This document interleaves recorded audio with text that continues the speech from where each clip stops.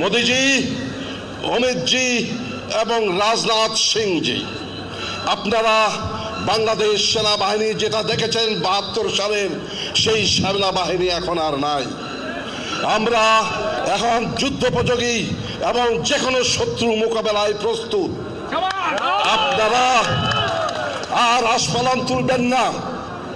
Eastern sector, eastern command গোছানোর ভয় আমাদেরকে দেখাবেন না।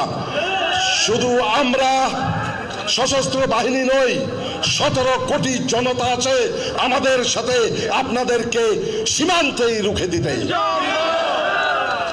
আমরা অতি উদ্বেগের সাথে লক্ষ্য করছি, সম্প্রতি বাংলাদেশের লেডি ফেরাউন পালিয়ে যাওয়ার পর থেকে ভারতের হিন্দু বিদ্বেষী নেতৃত্বের সেন দৃষ্টি পড়েছে আমাদের দিকে।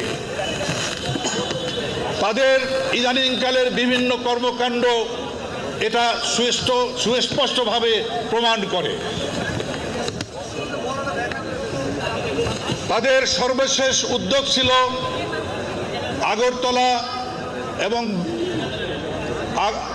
কলকাতার বাংলাদেশি দূতাবাসে আক্রমণ চালানো এবং আমাদের বাংলাদেশের পতাকাকে অবমাননা করা।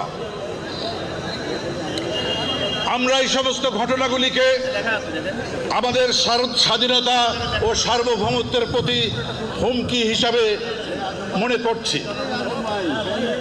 এছাড়া ভারতের কিছু মিডিয়া, রাজনৈতিক নেতারা বাংলাদেশকে নিয়ে সার্বক্ষণিক বিষোদ্গার করে চলেছে। দেশের এই সংকটময় পরিস্থিতিতে যখন আমাদের সার্বভৌমত্বের উপর হামলা হয়, আমাদের পতাকা পদদলিত হয়, আমাদের দূতাবাসে আক্রমণ হয়, তখন আমরা সশস্ত্র বাহিনীর সদস্যরা চুপ করে থাকতে পারি না।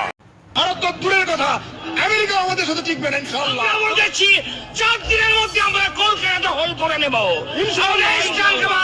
আমরা দখল করে নেব। সামরিক বাহিনী, ছাত্র জনতা আমরা একাত্রে আছি। আমরা রাওয়ার ৫,০০০ সদস্য, এই ৫,০০০ সদস্যের মধ্যে অর্ধেকই নবীন। ২,৫০০ আমরা যুদ্ধের মাঠে যেতে পারি। আর এর সাথে যদি ৩০ লাখ ছাত্র জনতা যোগ হয়, তাহলে ভারত তো দূরের কথা, আমেরিকা আমাদের সাথে টিকবে না ইনশাআল্লাহ। আমি মেজর শরীফ, আমি বলে দিচ্ছি ভারতকে যে ট্রেনিং আমরা নিয়েছি, যে যুদ্ধ আমরা করেছি, আমরা শুধু ২ লক্ষ সৈনিক না, আমাদের সাথে ১৮ কোটি জনগণ আছে। আমাদের ট্রেনিং, আমাদের দক্ষতা ভারতের চেয়ে অনেক বেশি। আমরা যদি একবার সাহস করে আমার দেশকে যুদ্ধ করবে, আমরা বলে দিচ্ছি 4 দিনের মধ্যে আমরা কলকাতা দখল করে নেব ইনশাআল্লাহ।